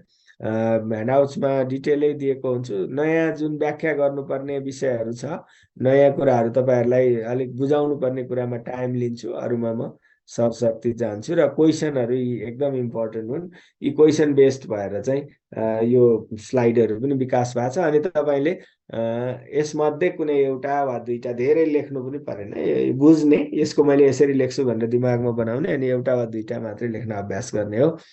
यी प्रश्नहरूमा चाहिँ अब राज्यका निर्देशक सिद्धान्त र नीति भनेका के हुन्, नेपालको संविधानले व्यवस्था गरेका निर्देशक सिद्धान्त के छन् लेख्नुहोस् भनेर यो भयो परिचय दिँदै। अनि संविधानले व्यवस्था गरेका निर्देशक सिद्धान्त बारे चर्चा गर्नुहोस् भनेर 4 नम्बरको अगाडि परिचय, 6 नम्बरको चाहिँ के छन् निर्देशक सिद्धान्त लेखा भन्ने भयो। अनि राज्यका निर्देशक सिद्धान्त र नीतिको उपादेयता बारे प्रकाश पार्नुहोस्, यसको महत्त्व औचित्य के छ लेख्नुहोस्। अनि नेपालको संविधानले समावेश गरेका राज्यका नीतिका विषय क्षेत्रहरू, विभिन्न 13वटा विषयका नीति छन्, ती 13वटा के हुन् भनेर लेख। यो आइराखेका हुन्छ, यस्ता कुराहरू ध्यान दिनुपर्छ। मैले यहाँ ह्यान्डआउटमा टक्क चाहिने कुरा नै दिएको छु, यसको त्यो हेर्नु होला, कण्ठ गर्नु होला। मौलिक हकको परिचय र विशेषता खुलाउनुहोस्, पहिला इन्ट्रोडक्सन दिनु, अनि क्यारेक्टरिस्टिक्स के हुन्छन्, नेपालको संविधानले कस्ता मौलिक हकको व्यवस्था गरेको छ, सूची तयार पार्नुहोस् भनेर। अब 31वटा त नसक्नु होला, सक्नु भए लेखे पनि भयो, धारा सबै लेख्नु जरुरी छैन, तर मौलिक हकको सूची मात्रै बनाउने, सिरियल्ली पनि लेख्नु पर्दैन। नेपालमा मौलिक हक कार्यान्वयनको समीक्षा गर्नुहोस्, अब कतिको कार्यान्वयन भएका छन्, यो कार्यान्वयन भएर यस्तो भएको छ, सबल पक्ष पनि लेख्नुहोस्, कार्यान्वयन नभएका कमजोरी पनि लेख्नुहोस्। अनि संविधानले सुनिश्चित गरेका मौलिक हक किन कार्यान्वयन हुन कठिन भएको होला, त्यसको कारण दिनुहोस् भने हो। यो मौलिक हक र राज्यका निर्देशक सिद्धान्त तथा नीति बीच के भिन्नता हुन्छ, यिनीहरू एउटै हुन् वा भिन्न हुन्, भिन्नता हुन्, के भिन्नता हुन्छ त्यो लेखेर नागरिकले पालना गर्नुपर्ने कर्तव्य पनि लेख्नुहोस्। 4वटा 5वटा कर्तव्य जस्ताको तस्तै लेख्नु होला, अहिले स्लाइडमा आउँछ। संवैधानिक निकायका विशेषता उल्लेख गर्दै नेपालमा संवैधानिक निकायहरू प्रभावकारी भएको देखिँदैन, के कारण होला उदाहरण सहित व्याख्या गर्नुहोस् भन्ने छ। कानुन निर्मित निकायहरू के कति कारणले संवैधानिक निकाय भन्दा भिन्न छन्, यो दुईटाको फरक लेख्नु पर्यो। अनि नेपालमा कानुन निर्मित निकायमा रहेका मूलभूत समस्या के हुन् पहिचान गर्नुहोस् भनेर यस्ता क्वेसनहरू हुन सक्छन्। ओके, अब म यसमा डिटेल जान्न। मौलिक हक भनेको संविधानले कानुनी उपचार, संवैधानिक उपचार सहित प्रत्याभूत गरिएका हकहरू मौलिक हकहरू हुन्, र यिनीहरू चाहिँ नागरिकको के अरे राज्य विरुद्धको, सरकार विरुद्धका हक हुन्। र नेपालमा चाहिँ यो खास गरी मौलिक हक भनेको सबभन्दा पहिला नागरिक र राजनीतिक हकहरू हुन्छ, त्यसपछि क्रमशः सामाजिक सांस्कृतिक हक हुन्छ, अनि राज्यको क्षमता बढ्दै गएपछि विकासात्मक हकहरू पनि हुन्छन्। नेपालमा यी तीनटै प्रकृतिका हकलाई मिलाएर एकदमै धेरैवटा 31वटा धारा 16 देखि 46 सम्म मौलिक हकहरूको व्यवस्था गरिएको छ। यो सूची भयो, यसमा म जानु परेन। अनि नागरिकको कर्तव्य भनेर पनि संविधानले तोकेको छ हाम्रो पहिलो पटक, होइन। यसमा चाहिँ पहिलो पटक त नभनौँ, पहिला कुन संविधानमा पनि थियो तर बिचमा थिएन, अहिले छ। अब यो चाहिँ संविधानले धारा 48मा चाहिँ नागरिकले पुरा गर्नुपर्ने कर्तव्यमा चाहिँ राष्ट्रप्रति निष्ठावान रहेर नेपालको राष्ट्रियता, सार्वभौमसत्ता, अखण्डताको रक्षा गर्नु हरेक नागरिकको कर्तव्य हुने व्यवस्था छ। संविधान र कानुनको पालना गर्नु पनि कर्तव्य हो। राज्यले चाहेको बखत अनिवार्य सेवा गर्नु राज्यलाई त्यो पनि कर्तव्य तोकिया छ। र सार्वजनिक सम्पत्तिको सुरक्षा र संरक्षण गर्नु भनेर यी 4वटा कर्तव्यहरू पनि तोकिदिएको छ हकसँगै, मौलिक हकसँगै। त्यसैले अधिकार मात्रै दिएको छैन, कर्तव्य पनि तोकेको अवस्था छ संविधानले नागरिकको। ओके, अनि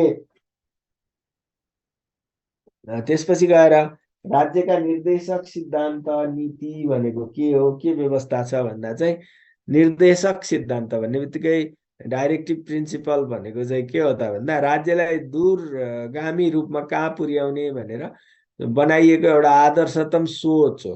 त्यस्तो कहाँ पुर्याउने भनेर गरिएको आदर्शतम सोच पर्सपेक्टिभ चाहिँ राजनीतिक रूपमा कहाँ पुग्ने, आर्थिक रूपमा कहाँ पुग्ने, सामाजिक सांस्कृतिक रूपमा कहाँ पुग्ने र परराष्ट्र सम्बन्धका हिसाबले कहाँ पुग्ने भन्ने चारवटा पाटोमा सिद्धान्तहरू तय गरिएका हुन्छन्। तिनीहरूलाई नै हामी राज्यका निर्देशक सिद्धान्त, राज्यलाई निर्देश गर्ने, दिशा निर्देश गर्ने ब्रोडर सिद्धान्त भन्छौँ।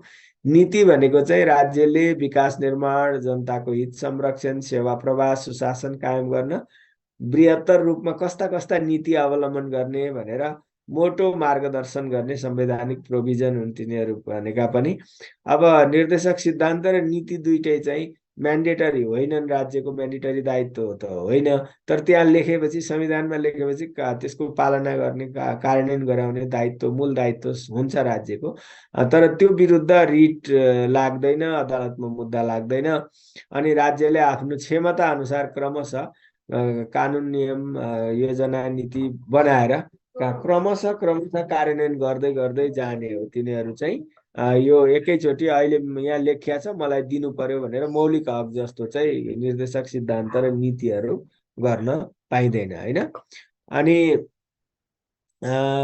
त्यसपछि गएर के अरे नेपालको संविधानमा चाहिँ अघि प्रश्नमा थियो नि के निर्देशक सिद्धान्त छन् भन्दा चारवटा निर्देशक सिद्धान्तहरू छन्। राजनीतिक उद्देश्य, सामाजिक सांस्कृतिक उद्देश्य, आर्थिक उद्देश्य र अन्तर्राष्ट्रिय सम्बन्धका सम्बन्धमा चाहिँ निर्देशक सिद्धान्तहरू छन्। यो चाहिँ संविधानमा योभन्दा लामो छ, यहाँ मैले छोटो बनाइदिएको छु। खास गरी राजनीतिक उद्देश्य अन्तर्गतको सिद्धान्तले चाहिँ नेपाललाई विकेन्द्रीकरण र लोक कल्याणकारी व्यवस्था स्थापित गरेर चाहिँ संघीय लोकतान्त्रिक गणतन्त्रात्मक स्वतन्त्रता, समानता, न्याय, समावेशीकरण सहितको अखण्ड र स्वाधीन राज्यमा पुर्याउने भन्ने राजनीतिक उद्देश्य छ। त्यो पुर्याउने गरी सरकारले कामहरू गर्नुपर्छ, आफ्ना नीति कानुन कार्यक्रम बनाउनुपर्छ क्रमशः। अनि सामाजिक सांस्कृतिक उद्देश्य अन्तर्गत चाहिँ कुनै पनि किसिमको शोषण, विभेद, अन्याय रहित एउटा अनुशासन मर्यादामा आधारित ऐक्यबद्ध सद्भाव र सहिष्णु समाज स्थापना गर्ने, समतामूलक समाज निर्माण गर्ने भन्ने यो चाहिँ सामाजिक न्याय र समानतामा आधारित समाज निर्माण गर्ने सामाजिक सांस्कृतिक उद्देश्य छ भने आर्थिक रूपले चाहिँ हाम्रो अलिकति कन्फ्युजिङ छ। साझो निजी साझेदारी मार्फत तीव्र दिगो आर्थिक विकास हासिल गरेर चाहिँ यो आत्मनिर्भर, स्वतन्त्र, उन्नतशील र समाजवाद उन्मुख अर्थतन्त्रको, समृद्ध अर्थतन्त्रको विकास गर्ने भन्ने आर्थिक उद्देश्य छ। र अन्तर्राष्ट्रिय सम्बन्ध चाहिँ सार्वभौमिक समानता र चाहिँ राष्ट्रिय स्वाधीनताको रक्षा गर्दै, हितको रक्षा गर्दै यो विश्व समुदायमा चाहिँ राष्ट्रिय सम्मान अभिवृद्धि गर्ने हाम्रो चाहिँ परराष्ट्र नीति सम्बन्ध त्यो हदमा पुर्याउने भन्ने निर्देशक सिद्धान्त यी छन्। यसलाई ख्याल गर्नु होला। ठ्याक्कै यस्तै नलेख्ने पनि, नलेखे पनि मर्म बुझिने गरेर तपाईँले लेख्नुपर्छ, जाँचमा आउन सक्छ। नीति चाहिँ 13वटा क्लस्टरमा थुप्रै नीतिहरू छन्। अब राष्ट्रिय एकता र सुरक्षा सम्बन्धी नीति पहिलो छ, राजनीतिक र शासन व्यवस्था सम्बन्धी नीति छ, सामाजिक सांस्कृतिक रूपान्तरण सम्बन्धी छ होइन, अर्थ, उद्योग, वाणिज्य सम्बन्धी छ, कृषि, भूमि सुधार सम्बन्धी। यो क्षेत्रगत रूपमा नै 13वटा क्लस्टरमा विभिन्न राष्ट्रिय नीतिहरू छन्। अब निर्देशक सिद्धान्त र नीति बीचमा के फरक हुन्छ भन्दाखेरि, सरी, मौलिक हक र निर्देशक सिद्धान्त तथा नीति बीचमा अघि प्रश्न थियो। मौलिक हक भनेको बाध्यकारी र अनुलङ्घनीय हुन्छ, राज्यले यो पालना गर्नै पर्ने हुन्छ। निर्देशक सिद्धान्त चाहिँ बाध्यकारी हुँदैन, क्षमता अनुसार क्रमशः कार्यान्वयन गर्ने हो। मौलिक हक तत्कालै संवैधानिक उपचार प्राप्त गर्छ, त्यसले मौलिक हकको हनन भयो भने न्यायालयलाई विशेष अधिकार हुन्छ रिट जारी गरेर मौलिक हक कार्यान्वयन गराउने। अनि निर्देशक सिद्धान्तको विषयमा र नीतिको विषयमा चाहिँ अदालतमा मुद्दा लाग्दैन। अनि राज्य विरुद्धको नागरिकको अधिकार हो यो चाहिँ मौलिक हक भनेको। अनि यो निर्देशक सिद्धान्त चाहिँ राज्यलाई निर्देशित गर्ने मार्गदर्शन हुन्, यो कसैका अधिकार होइनन्।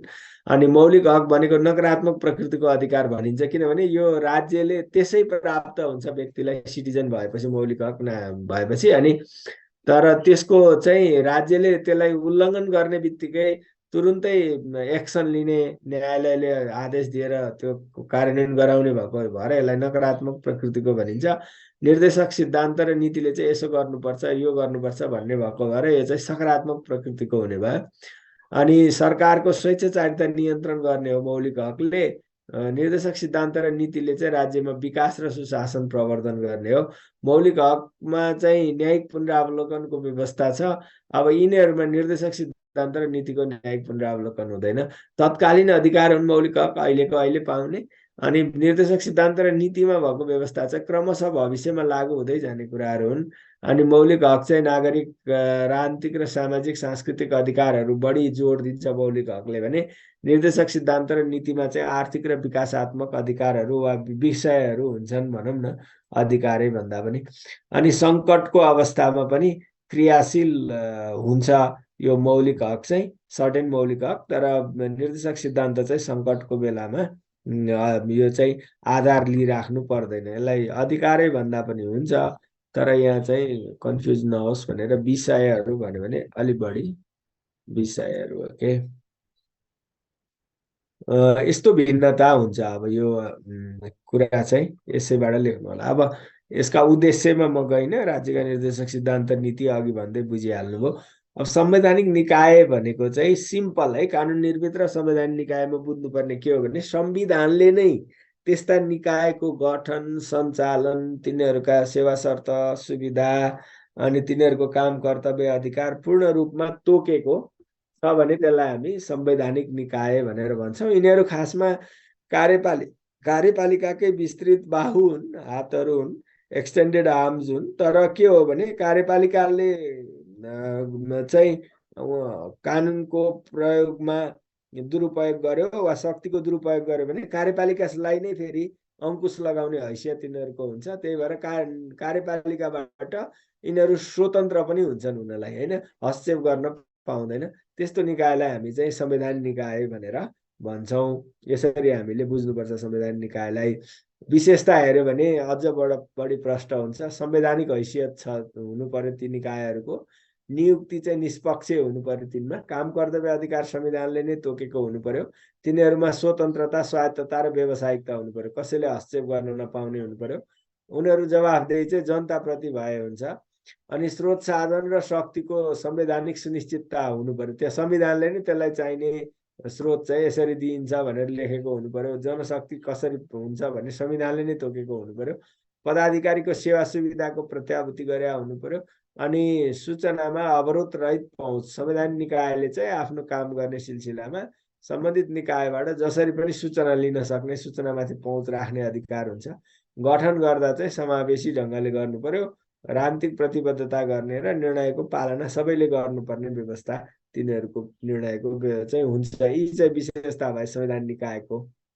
महत्त्व त अब भ्रष्टाचार नियन्त्रण गर्न, होइन, संविधानवादलाई सुदृढ बनाउन, अनि कार्यकारिणी सरकारको कामलाई निष्पक्ष र विश्वसनीय बनाउन, अनि शासनमा चाहिँ बहुमतको निरङ्कुशता हुन नदिन, बहुमत छ भन्दै जे पाए त्यही गर्न पाउने नगराउन, सुशासन अभिवृद्धि गर्न, होइन, जनताका हक अधिकारको रक्षा गर्न, दण्डहीनता अन्त्य गर्न, अब शासन व्यवस्थामा व्यावसायिकता र विश्वसनीयता बढाउन, यी सबै अङ्गलाई सम्झेर लेख्नु पर्यो। ओके, निर्वाचनलाई स्वतन्त्र निष्पक्ष बनाउन, मानवाधिकारको रक्षा गर्न, योग्यता प्रणाली संरक्षण गर्न, राज्य कोषको सदुपयोग बढाउन, होइन, अनि राज्य संयन्त्रलाई भ्रष्टाचार मुक्त तुल्याउन, यी काम गर्नलाई यस्तो खालको महत्त्व हुन्छ संवैधानिक निकायहरूको भन्ने हो। र नेपालमा चाहिँ नेपालको संविधानले धारा 206(1) को ठमा चाहिँ अख्तियार दुरुपयोग अनुसन्धान आयोग, होइन, त्यो संवैधानिक निकायलाई परिभाषित गरेको छ। यी 13वटा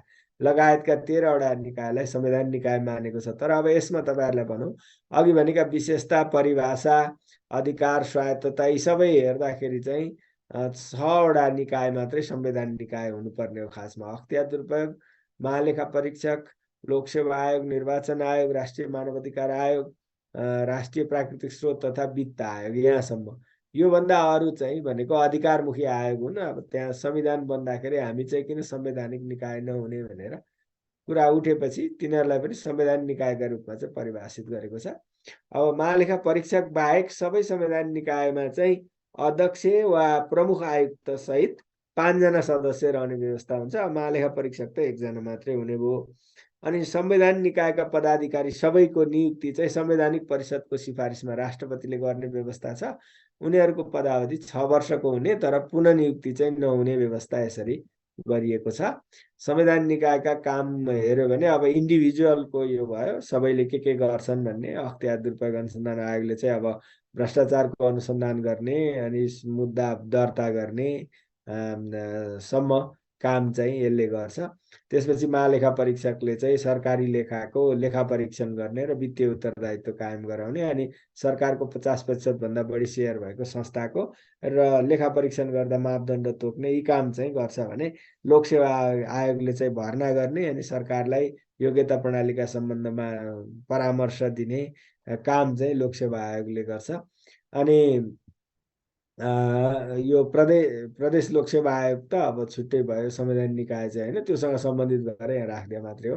निर्वाचन आयोगले चाहिँ अब स्वतन्त्र निष्पक्ष आवधिक निर्वाचन चाहिँ गराउने कुरा यसको मुख्य काम कारबाही भयो र त्यसका लागि मतदाता नावली तयार गर्ने, अद्यावधि गर्ने होइन, जनमत सङ्ग्रह पर्यो भने गराउने अनि उम्मेदवारको योग्यताको प्रश्नमा निर्णय दिने जस्ता काम चाहिँ निर्वाचन आयोगले गर्छ। मानवाधिकार आयोगले चाहिँ मानवाधिकार उल्लङ्घनका घटनाको अनुगमन गर्ने, छानबिन गर्ने, मुद्दाका लागि सिफारिस गर्ने। यसले मुद्दा दायर चाहिँ गर्न पाउँदैन। मानवाधिकार उल्लङ्घनकर्ताहरूको सूची सार्वजनिक गर्ने, कारबाहीका लागि सिफारिस गर्ने होइन, अनि मानवाधिकार सम्बन्धी ऐन कानुन अन्तर्राष्ट्रिय सन्धि सम्झौता निर्माणका सम्बन्धमा सरकारलाई परामर्श दिने अनि रिपोर्टिङ गर्ने कार्यान्वयनको विषयको अन्तर्राष्ट्रिय संस्थामा होइन, यो काम गर्ने भयो। संवैधानिक निकायमै अब यो मानवाधिकारको विषयपछि राष्ट्रिय प्राकृतिक स्रोत तथा वित्त आयोगले चाहिँ यो सञ्चित कोषबाट 3 तहबीच राजस्व बाँडफाँड गर्ने आधार र ढाँचा निर्धारण गर्ने होइन, अनि त्यसपछि गएर प्राकृतिक स्रोतहरूमा को वितरण र बाँडफाँड अनि तिनीहरूमा लगानी अनि त्यसबाट प्राप्त हुने प्रतिफलको साझेदारीको पनि आधार र मापदण्ड सिफारिस गर्ने, अनि अन्तर सरकारी वित्तीय हस्तान्तरणको फर्मुला सेट गर्ने, आधार मापदण्ड सेट गर्ने र सरकारलाई सिफारिस गर्ने, अनि प्राकृतिक स्रोतको उपयोगका सम्बन्धमा कुनै विवाद आयो भने अध्ययन गरेर त्यो निवारणका उपाय सुझाव दिने काम चाहिँ राष्ट्रिय प्राकृतिक स्रोत तथा वित्त आयोगले गर्छ। अब अन्य निकायहरू चाहिँ यस्ता निकायहरू पनि छन्। अब यिनीहरूलाई संवैधानिक निकायकै रूपमा परिभाषित गरिए पनि अब यिनीहरू चाहिँ अधिकारमुखी निकायहरू हुन्। खासमा संवैधानिक निकायका समग्रतामा के समस्या छन् त भन्दा सबैको एकमुष्टमा हेर्दा चाहिँ मेन चाहिँ यिनीहरूको पदाधिकारी नियुक्तिमा राजनीतिक भागभण्डा हुने एउटा मूल समस्या हो। राम्रो मान्छे भन्दा पनि हाम्रा मान्छेलाई नियुक्ति गरिन्छ, अनि त्यसले गर्दा यी संस्थाहरू चाहिँ प्यारालाइज्ड हुन्छन्। यिनीहरू कम्पिटेन्ट इन्स्टिट्युसनका रूपमा काम गर्न सकेका छैनन्।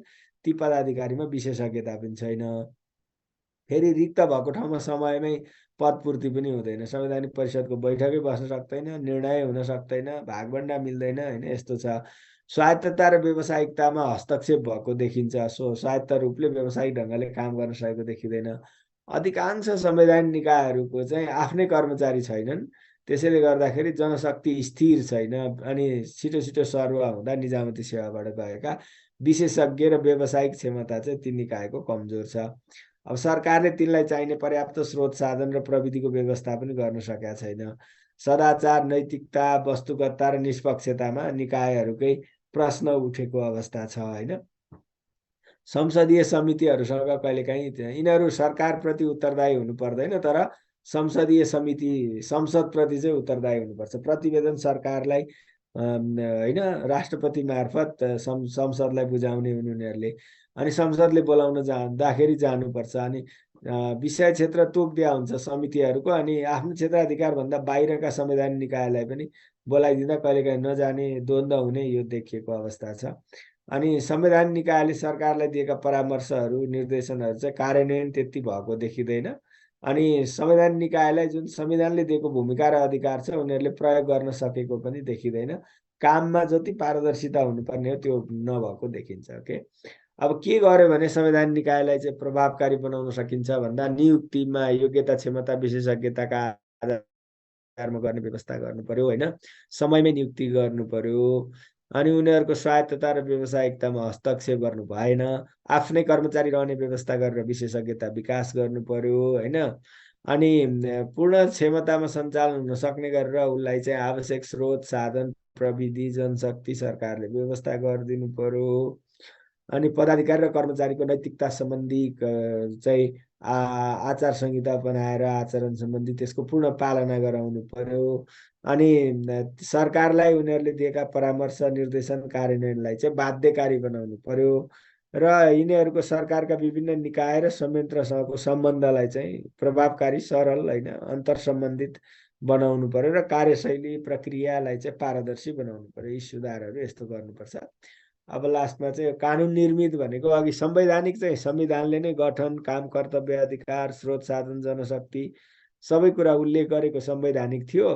त्यो नगरेर ऐनले स्थापना गरेको काम कर्तव्य अधिकार स्रोत साधन कार्यविधि सबै ऐनले तोकेको संस्थाहरू जति छन् तिनीहरूलाई हामी कानुन निर्मित निकाय भनेर भन्छौँ। र यो चाहिँ खास सरकारी निकायबाट सरकारी मन्त्रालय विभागबाट गर्दाखेरि ब्युरोक्रेटिक कन्स्ट्रेन्ट जुन हुन्छ नि कर्मचारी तन्त्रीय व्यवधानले गर्न कठिन हुने प्राविधिक व्यावसायिक र विशेषज्ञ प्रकृतिका काम गर्न चाहिँ यस्ता कानुन निर्मित निकायहरूको गठन हुन्छ।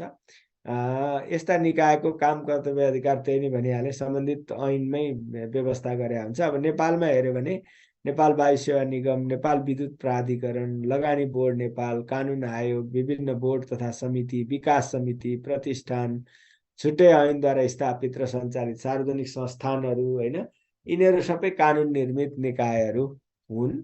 अब यिनीहरूको विशेषता हेऱ्यो भने चाहिँ कानुनद्वारा स्थापित हुन्छन् र कानुनद्वारा नै सञ्चालित हुन्छन् तर यिनीहरू पब्लिक इन्स्टिट्युसन हुन्।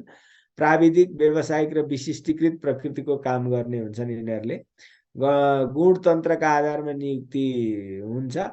त्यो कार्यकारी प्रमुखको चाहिँ गुणतन्त्र भनेको प्रतिस्पर्धाबाट नियुक्ति हुन्छ। आफ्नै र सरकारले खटाएका स्थायी कर्मचारी कहिलेकाहीँ आफ्नै कतिका आफ्नै हुन सक्छन् कतिमा सरकारले खटाएका पनि हुन सक्छ। जस्तो कानुन आयोगमा हेऱ्यो भने होइन नीतिगत निर्णय तथा निर्देशनका लागि चाहिँ त्यसमा आयोग वा समिति हुन्छ वा बोर्ड हुन्छ त्यसले नीतिगत निर्णय गर्छ। अनि कार्यान्वयनका लागि चाहिँ कार्यकारी तह हुन्छ फेरि छुट्टै। कार्यपालिका अन्तर्गत रहन्छन् यिनीहरू र सरकारले नियमन गर्न सक्छ निर्देशन दिन सक्छ। सञ्चालनमा स्वायत्त हुन्छन् तर सरकारप्रति चाहिँ उत्तरदायी हुनुपर्छ। अनि सरकार परिवर्तनसँगै यिनीहरू प्रभावित हुन सक्छन् किनभने यो कार्यपालिका मातहत हुने भएको भएर।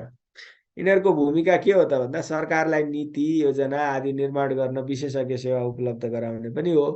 विशेष प्रकृतिको काम चाहिँ भिन्न विधि र प्रक्रियाबाट छिटो र प्रभावकारी ढङ्गले सम्पादन गर्नलाई यिनीहरू चाहिने हो। अनि विशेषज्ञता आवश्यक पर्ने काम सम्पादन गर्नु पनि यिनीहरूको भूमिका हो। र विकास निर्माण सेवा प्रवाहको काम पनि यो कानुन निर्मित निकायले गर्छन्। वस्तु र सेवाको उत्पादन र बिक्री वितरण गर्ने भए संस्थानहरूले होइन। अनि विभिन्न निकायको काम कारबाहीको नियमन र अनुगमन गर्ने प्रकृतिका पनि हुन्छन् यिनीहरू। टेलिकम्युनिकेसन अथोरिटीले नियमन पनि गर्छ होइन। कार्य सम्पादनमा यिनीहरूमा कुशलता विशिष्टता र शीघ्रता आवश्यक पर्छ भनेदेखि त्यस्ता काम चाहिँ सरकारी विभागबाट भन्दा पनि कानुन निर्मित निकायबाट गराउने चलन हुन्छ। कर्मचारी तन्त्रीय व्यवधानबाट मुक्त रहनु परेको छ छिटो र सरल ढङ्गले काम गर्नु परेको छ भने त्यस्ता काम पनि कानुन निर्मित निकायबाट गराइन्छ। यस्तो भूमिका हुन्छ यिनीहरूको। भिन्नता हेऱ्यो संवैधानिक निकाय र कानुन निर्मित निकायमा भने अब यसको गठन संवैधानिक निकायको संविधानले नै गरे हुन्छ। कानुन निर्मित निकायको ऐनले वा कार्यकारी आदेशले गरेको हुन्छ। काम कर्तव्य अधिकार संवैधानिक निकायको संविधानले नै तोक्छ कानुन निर्मितको चाहिँ सम्बन्धित कानुनले तोक्छ। नियन्त्रण चाहिँ कार्यपालिकाले गर्न सक्दैन संवैधानिक निकायमा होइन संसदले गर्छ। अब नियन्त्रणै हुँदैन निगरानी हुन्छ। अनि कानुन निर्मित निकायको नियन्त्रण चाहिँ कार्यपालिकाले गर्छ। उत्तरदायित्व चाहिँ संवैधानिक निकायको संसदप्रति हुन्छ अनि कानुन निर्मितको चाहिँ सरकारप्रति हुन्छ। स्थायित्वको हिसाबले संवैधानिक निकाय स्थायी हुन्छन् किनभने सरकार परिवर्तनले प्रभावित हुँदैन। 2/3 बहुमतबाट महाभियोग लगाएर मात्रै हटाउन सकिन्छ नत्र सकिँदैन सदस्यहरूलाई पदाधिकारीलाई। तर कानुन निर्मित निकायमा सरकारले नियुक्ति गर्ने हुँदा अस्थिरता हुन्छ। कार्यविधि चाहिँ संवैधानिक निकायले आफैले बनाउँछन् आफ्नो अनि कानुन निर्मित निकायको चाहिँ कानुनले बनाइदिन्छ व्यवस्थित गरे हुन्छ कार्यविधि। प्रतिवेदन चाहिँ संवैधानिक निकायले संसदमा पेश गर्छन् राष्ट्रपति मार्फत। कानुन निर्मित निकायले चाहिँ संसदमा गर्नु पर्दैन, सरकारलाई गर्छन् यिनीहरूले चाहिँ। ओके, सो यस्तो फरक हुन्छ। अब हामी कहाँ के समस्या छन् भन्दा प्रमुख कार्यकारीमा चाहिँ योग्य व्यक्ति आकर्षितै हुँदैन। विज्ञापन गर्यो, 5-6 जनाले निवेदन दिन्छन् अनि तिनीहरू त्यति योग्य हुँदैनन्, तिनीहरू मध्येबाट छनौट, अब विभिन्न कारणले योग्य व्यक्ति आकर्षित छैन। कार्यकारीको छनौटमा राजनीतिक हस्तक्षेप हुन्छ फेरि। अनि आयोग, समिति र बोर्डमा विज्ञताका आधारमा नियुक्ति गरिँदैन, सदस्यहरू आफ्ना मान्छे भर्ना गरिन्छ। विज्ञ सञ्चालकमा योग्यता नै नपुगेका व्यक्ति नियुक्ति गर्ने व्यवस्था छ, योग्यता तोकिएको पनि छैन खासमा, को विज्ञ हुने को नहुने भनेर। सञ्चालक समिति सदस्य चाहिँ बारम्बार परिवर्तन भइरहन्छन्, किनभने विभिन्न मन्त्रालयका प्रतिनिधि हुन्छन्, अब तिनीहरू सर्व भइरहन्छ, परिवर्तन भइरहन्छन्। सरकार परिवर्तन हुने बित्तिकै त्यो चाहिँ प्रभावित हुन्छ। वित्तीय अनुशासन कमजोर छ, हामी कहाँ समस्या छ। विशिष्टता, व्यावसायिकता र विशेषज्ञता छैन। अनि सरकारी विभागभन्दा भिन्न साबित गर्न आफूलाई सकेका छैनन् यिनीहरूले। तिनीहरूभन्दा फरक ढङ्गले, विशिष्टीकृत ढङ्गले र शीघ्र गुणस्तरीय सेवाका लागि हो गठन भएका, तर व्यवधान जस्तै छन्। अब यिनलाई चाहिँ उल्टाएर तपाईँले भन्न सक्नुहुन्छ के गर्ने भनेर। ल, यसको चाहिँ यो 7वटा क्वेसन मध्ये कुनै एउटा क्वेसन गरेर आउनु होला। भोलि सुरुमा आजकै जस्तो छलफल गरेर हामीले सुरु गर्छौँ। ओके, कार्यान्वयनको समीक्षा भनेको मौलिक हक र संवैधानिक निकायको, के अरे संवैधानिक निकायको कार्यान्वयनको समीक्षा भनेको चाहिँ अहिले भने नि मैले, यो कुरा मौलिक हक कार्यान्वयन गर्न ऐनहरू बनेका छन्, अनि नागरिकका हकको सुनिश्चितता छ, रिट आदेशद्वारा सुरक्षा गर्ने व्यवस्था गरिएको छ, केहीको भएको पनि छ, तर स्रोत साधन र क्षमताले गर्दा सबै कार्यान्वयन हुन सकेका छैनन् भन्दै यसरी संवैधानिक निकायका पनि कमजोरी र सबल पक्ष लेख्ने हो, मौलिक हकका पनि कमजोरी र सबल पक्ष लेख्ने हो होइन। अब यो भयो। अब तपाईँहरूको यो चाहिँ यहाँ के छ, अरू ठिकै छ यहाँ आएको कुराहरू। एनिवे ओके, मैले नोट अहिले नै पठाइदिइहाल्छु तपाईँहरूलाई, त्यो चाहिँ हेर्नु होला है त। ल, धन्यवाद।